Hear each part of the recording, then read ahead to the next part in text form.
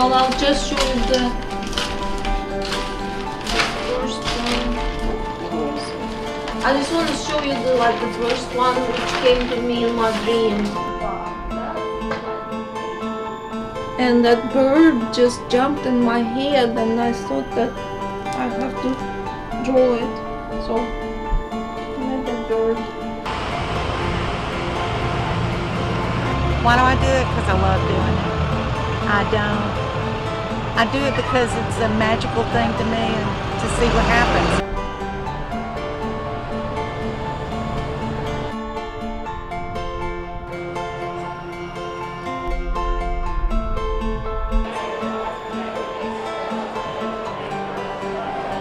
Eggs, fresh eggs. I'll guarantee mine to be as fresh, if not fresher than anybody.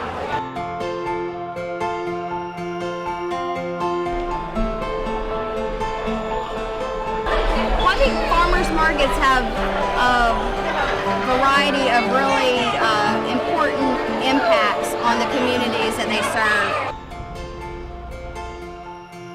Ask an artist why they do what they do, they can't tell you. They can only say they have to do it. To them, it is as vital to life as food. This is a story about the art of food and the food of art.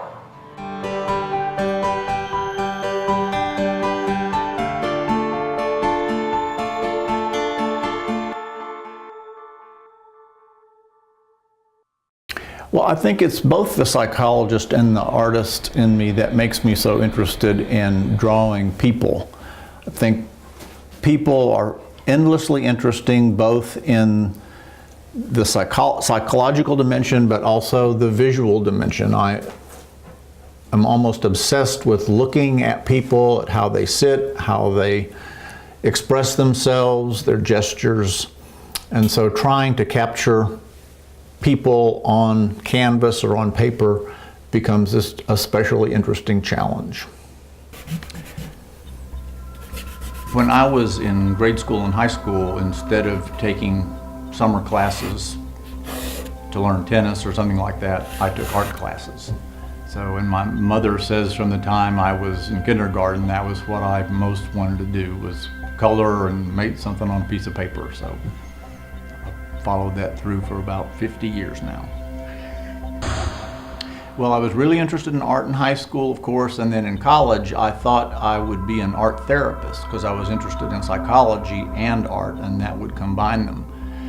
But I learned how difficult it was to have a career in art therapy, so I just decided that I should go into psychology. That made a lot more sense financially and for other reasons, and was then always an artist and photographer on the side. I like the challenge of drawing the figure partly because it's so darn hard.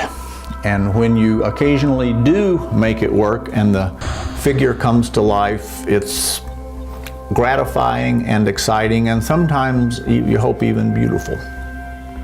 Well, obviously, of all the things around me that catch my interest, it's certainly people, both in listening to them as a psychologist.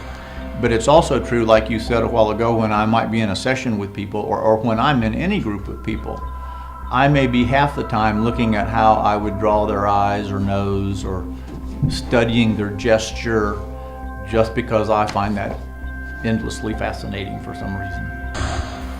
Well, I think a lot of artists would say that getting the image of a person to come to life in a painting or drawing is one of the most difficult things you can do in art. So you can't help if occasionally you do make that happen to feel a lot of satisfaction from it.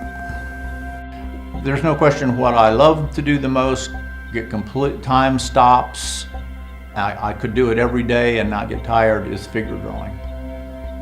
If I could have someone to draw every afternoon for 3 or 4 hours, I'd be perfectly happy.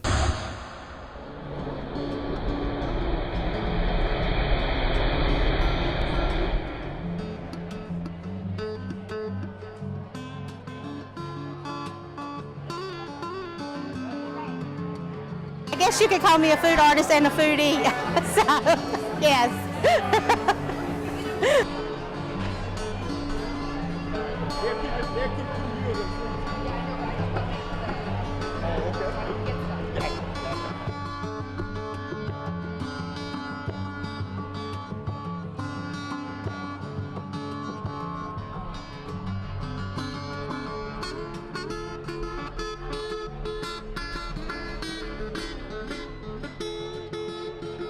We have about 30 regular vendors. We've got all kinds of produce, baked goods, honey, eggs, local meats, Mississippi seafood, jams, jellies, just about everything you'd find, everything that will grow in this part of the country.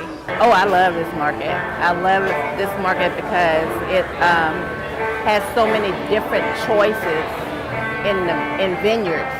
They have different things to buy. I often, get some for myself and take it home. But I love Oxford Market. When I lived in California, and there are fields of produce, we would pass by the fields maybe on a Monday. I said that following 2 weeks from that Monday, they got something else already growing in that same field. So you got to know that it's nothing like this, because actually where we live at on the farm, you see it come up out of the ground. You see it growing. You know it's fresh. The thing about it is that it's just fresh from a farm here in Mississippi, not in California.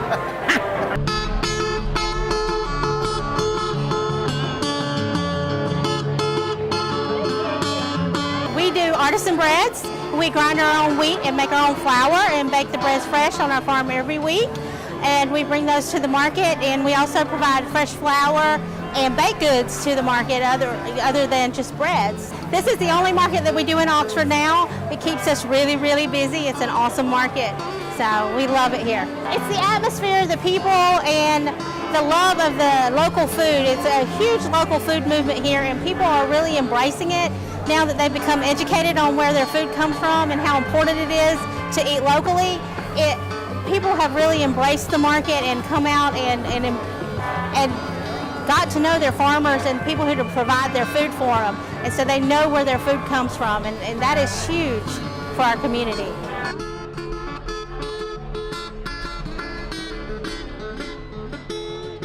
I've got better than 200 laying hens, and I make all kind of jellies. I do fig preserves. I do tomato relish, sweet pickles,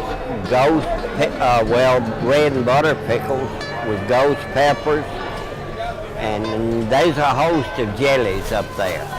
Usually if someone is interested, they'll just give me a call, and I'll just go over some of the requirements. And our main one is that everything that's sold here must be grown or produced by the people who are selling it. So we want to make sure that everything is homemade and homegrown. So that's our number one requirement. Betsy advertises, and it makes all the difference in the world.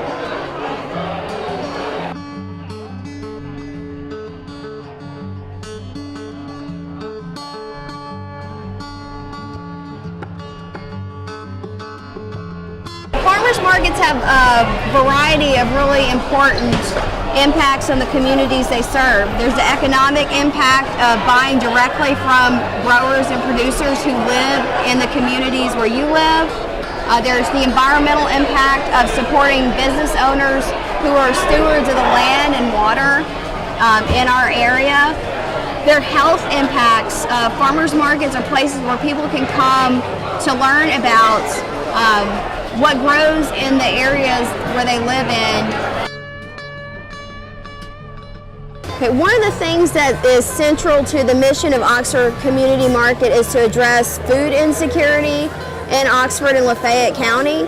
And we have a variety of outreach programs that we do here to try to address the common barriers that people who are vulnerable to food insecurity experience, such as the cost of eating fresh fruits and vegetables. Transportation is a barrier, and also consumer education. The market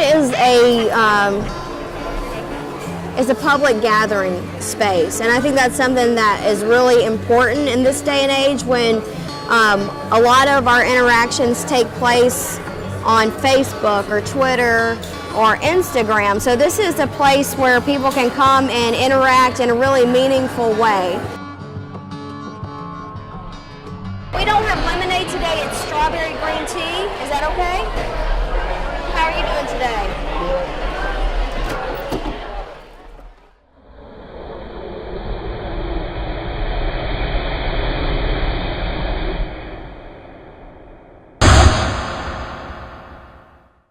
These people had never written in their lives and never thought about writing anything, you know, besides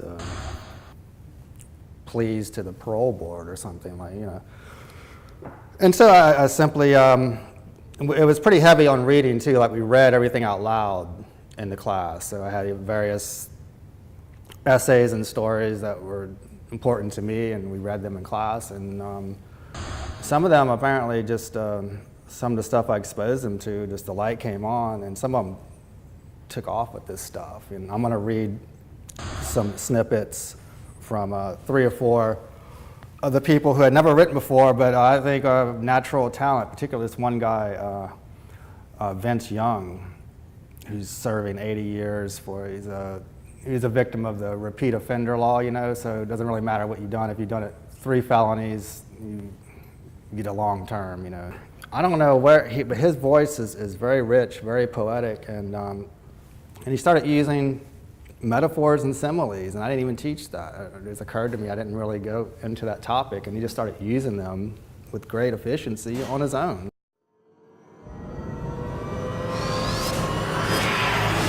The first thing I noticed about the white men was that all of them were spitting black-looking stuff out of their mouths. The way they talked was strange as well. The words that stuck in my mind were "by God" and "nigger." I knew about "by God," but I didn't know what "nigger" meant. All I know was that a white man said to me, "By God, nigger, what are you looking at me for?" I was looking at him because he had the biggest booger hanging out of his nose that I'd ever seen, and I looked at it in a trance with my mouth wide open. I could hear him, but I was speechless. The man turned away, mumbling something, and just then Daddy gave me $1 to buy myself a hamburger and a Coca-Cola. When I got back to Daddy, I told him what happened. He said he was sorry that he hadn't explained to me about black and white people. I asked him, what are coloreds and niggers? He explained to me that the words had different meanings. Colors means red, yellow, orange, green, and so on. But some dumb man had made the word colors include our skin color. Daddy also told me about the word nigger, saying that it's a disgrace word and a word made up to break the spirit of our race. He told me never let anyone call you a nigger and get away with it. He asked me who called me a nigger, and I showed him the man who did it. I watched Daddy give all his money and his truck keys to his friend before he told me to come with him. He led me over to that white man and told him to apologize to me for calling me a nigger. The man turned very red and said, "I didn't know that was your boy, LD." See, LD is my daddy's initials from when he used to box bare knuckles to skull on the weekends, which is boxing without gloves on. The white man apologized to me and gave me $1, so I went and bought my sister a burger and a Coke too. That day changed the way I looked at the world, because now I knew the world looked differently at me. My mother and father told my sister Maddie and I that our bloodline comes from Africa, making us Africans. So no matter what anyone else says, I know I'm somebody. I'm not a nigger or a colored person. I'm an African American born in the USA. I'm a man with strong roots and a love for his family.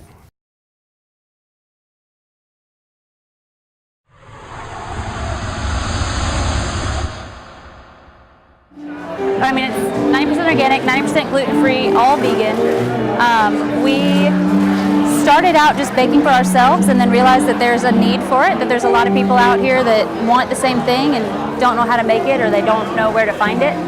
So we just kind of decided to fill that gap. It's been good. It's coming in handy. A lot of our customers have come in and they have allergies, or their children have allergies, and they're able to get something here that they can't find anywhere else around. Absolutely. And I think it's just, this is the way the world is moving right now. This is where it's going to go, you know. It's a moral thing for me. I don't feel like it's okay to use any kind of animals for any reason. You know, a dog is a cow is a pig to me. So I just feel like the vegan thing is definitely important. Well, I feel like there are just so many reasons to go vegan, to eat vegan in general, as far as using animals, as far as using the environment in ways that it doesn't need to be used. And I feel like it's really just the way that people are meant to eat. It's the way that we are designed to process foods that are not animal-based. None of this will cause any sort of cholesterol to build up in your body. It'll make you feel better rather than making you feel like you can't get up off the couch. So it's really just something that I have been passionate about for at least 3 years, and I'm just continuing to find new ways to share it and new ways to get it out there. Yeah, there's no downside to it for me. It's all just about showing people, because people don't know. You know, they don't know that the system that we're in is broken and needs to change, and it just does. You know, the environment has reached a point where it can't come back unless we can change our fundamental ways of living, which includes how we eat and how we grow food.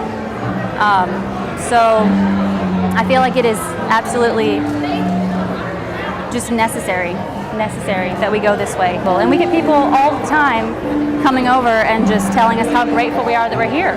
You know, they're grateful to see us, grateful to try our food, even if they're personally not vegan. They like to see the option, you know. And some people it's more gluten-free, but they're all so happy and thanking us all the time.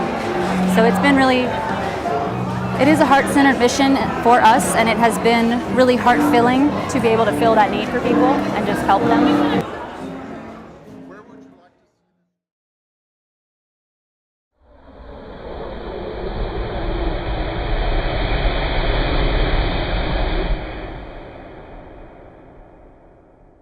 So my name is Vera Parshikova. I grew up in Russia. I write poetry mostly in Russian, but sometimes in English. Sometimes I translate my own pieces, and they sometimes come to me in Russian, sometimes in English. So I translate either from one language, either from the other one, if I want it to be heard on both sides of the globe. Then I paint watercolors, acrylics, and oil. I draw in pastels. I make pottery for about 6 or 7 years now.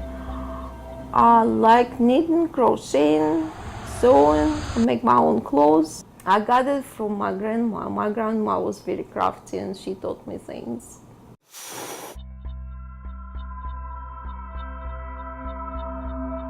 And I was kind of like a wonder child because I started reading when I was less than 3 years old.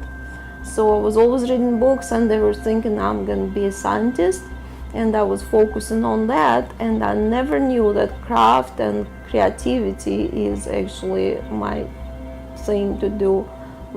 I was always making things, and I was always liking to, I know how to knit and how to crochet since I was 6-7 years old. My grandma and her sisters showed me that. And I always liked to do it, but I was never that brave. That brave and reckless I became only later, like last 7 years. I just started throwing myself into it. In Russia, I was never thinking about myself as being serious as a painter, for example. I always liked drawing and painting, but I was never taking it serious because the Russian style of art is very intricate, as you can see at the galleries. It's very intricate and detailed, and it takes lots of effort and needs the artist to be very accurate and very like I said, intricate is a good word. So I'm different. I'm sloppy. I'm sloppy in my creations. I'm uneven. And I also don't see well and I don't wear glasses, so the world in front of me is not that intricate, it's just bright spots, and that's the way I do it. Anyways, when I came here and I saw the galleries and art and southern art and like all this folk art with bright spots and uneven edges, you know what I'm talking about. First I was thinking, that's not art, because I've not getting used to it, and I was thinking that that's just nothing, it's not talented. And since I live here for a while and I look at things and very curious and I talk to people, and I started realizing it kind of grew into me. The Mississippi Southern culture grew into me. And then after I started doing it myself, I was like, yes, that's art. This came from Inuit. This came pretty much from that idea. I don't remember what it started with, but I just got mesmerized by this way of breaking down the pattern. And this is, what is it, Inuit? Do I say it right? Sometimes I just sit in my dreams. Like just before I fall asleep, I see some picture. And I'm trying to write it down before I fall asleep because there's lots of them I forgot about. That's the same with poetry, by the way. Sometimes it just comes to you. And then the next day, or sometimes I just get up and try to draw it. Most of my paintings I just see in my mind, but sometimes I can just look and do deliberately, like I will set a still life and do it. But mostly it's just my dreams. It just feels like I just have to do something, to leave something behind, or just spill my emotions out. Often it comes from the longing, is it the right word? Longing, missing someone. Very often it comes from missing someone, not being able to be around some friend or someone I love, relative or, I don't know, lover. And so very often it's pain and hurt, and so it makes me feel better. Or happy feeling. Often it is a happy feeling when I'm overfilled with joy and when I had a beautiful day and it just comes out into some creation.